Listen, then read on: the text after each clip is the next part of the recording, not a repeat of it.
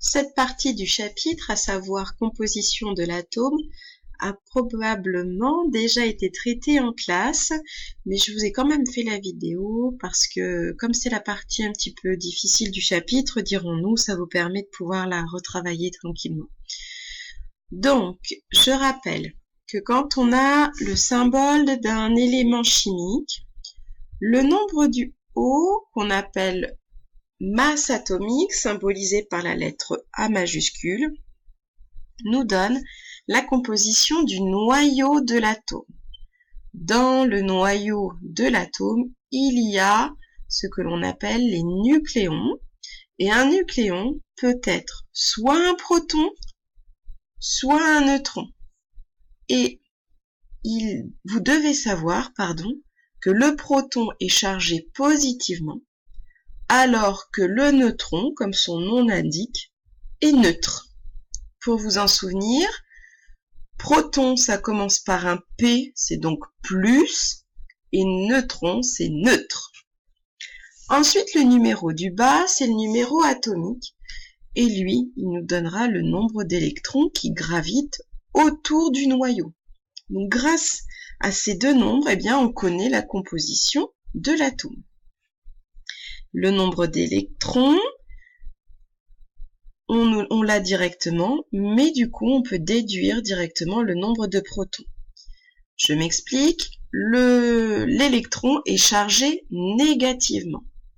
Et comme un atome est neutre, pour qu'il soit neutre, il faut qu'il ait autant de plus que de moins.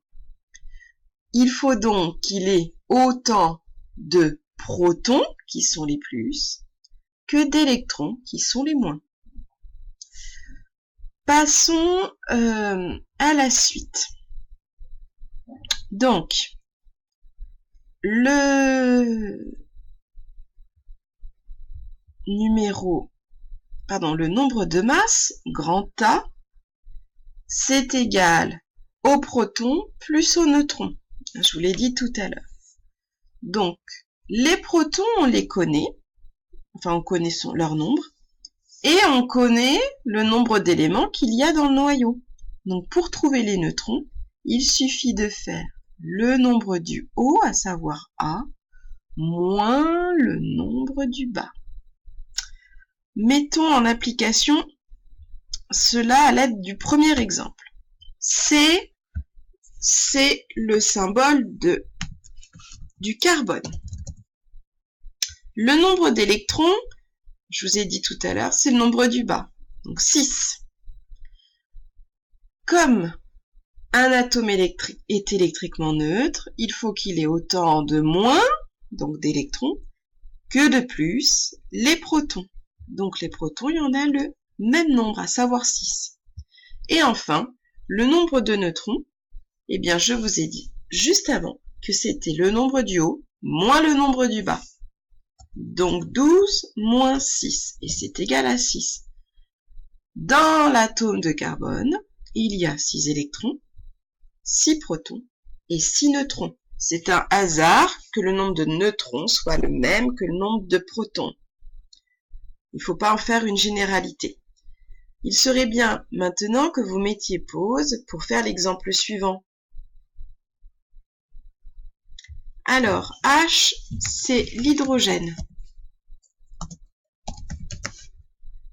Nombre d'électrons, c'est le nombre du bas, il y en a donc 1. Nombre de protons, il y en a autant, donc 1. Et le nombre de neutrons, c'est le nombre du haut, donc 1 moins le nombre du bas, donc 1 aussi, et ça fait 0. Ce qui veut donc dire que dans le noyau de l'hydrogène, il n'y a qu'un proton, il n'y a pas de neutron, et il y a un électron qui gravite autour. Mettez pause pour faire le suivant. Corrigeons-le. L'oxygène, c'est O. Nombre d'électrons, nombre du bas, le nombre de protons, c'est le même. Et ensuite, le nombre de neutrons, je fais la soustraction, 16 moins 8. Et ça fait donc 8. L'azote, j'ai oublié de le cacher tout à l'heure. Et ensuite, le soufre. Maintenant, je vous laisse mettre pause pour faire le suivant.